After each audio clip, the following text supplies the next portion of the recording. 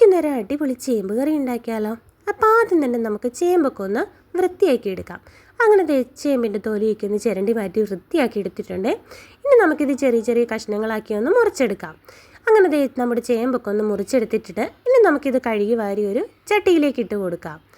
അപ്പോൾ നമ്മുടെ ചേമ്പൊക്കെ അങ്ങനെ ചട്ടിയിലാക്കിയിട്ടുണ്ട്. ഇനി നമുക്കിതിലേക്ക് കുറച്ച് ചുവന്നുള്ളി അരിഞ്ഞതും 2-3 പച്ചമുളക് നെടുവേ കീറിയതും കുറച്ച് കറിവേപ്പിലയും കുറച്ച് മഞ്ഞൾപ്പൊടിയും ആവശ്യത്തിനുള്ള ഉപ്പും ആവശ്യത്തിനുള്ള വെള്ളവും കൂടി ചേർത്ത് കൊടുത്ത് നമുക്ക് അടുപ്പത്തേക്കൊന്ന് വെച്ച് കൊടുത്തൊന്ന് വേവിച്ചെടുക്കാം. അപ്പോൾ ചേമ്പൊക്കെ ഒന്ന് വെന്ത് വരുന്ന സമയം കൊണ്ട് നമുക്ക് ഒരു പാനടുപ്പത്തേക്ക് വെച്ച് ചൂടായി കഴിയുമ്പോൾ കുറച്ച് വെളിച്ചെണ്ണ ഒഴിച്ച് 1/2 മുറി തേങ്ങ ചിരകിയത് ചേർത്ത് നമുക്ക് ചെറുതീയിലൊന്ന് വറുത്തെടുക്കാം. അങ്ങനെ നമ്മുടെ തേങ്ങയ്ക്ക് ഒരു പകുതി മൂപ്പായിട്ടുണ്ട്. ഇനി നമുക്കിതിലേക്ക് 2 ഗ്രാമ്പൂം ഒരു ഏലക്കയും കുറച്ച് പെരുംജീരകവും കൂടി ചേർത്ത് നന്നായിട്ടൊന്ന് മൂപ്പിച്ചെടുത്ത് അതിലേക്ക് ആവശ്യത്തിനുള്ള മഞ്ഞൾപ്പൊടി മല്ലിപ്പൊടി മുളക് പൊടി ചേർത്ത് നന്നായിട്ടൊന്ന് മൂപ്പിച്ച് തണുത്തതിന് ശേഷം വെള്ളം ചേർക്കാതെ അരച്ചെടുത്ത് നമ്മുടെ വെന്തിരിക്കുന്ന ചേമ്പിലേക്ക് ചേർത്ത് ആവശ്യത്തിനുള്ള വെള്ളവും കൂടി ഒഴിച്ച് ഒന്ന് തിളപ്പിച്ചെടുത്താൽ നമ്മുടെ അടിപൊളി ചേമ്പ് കറി റെഡി.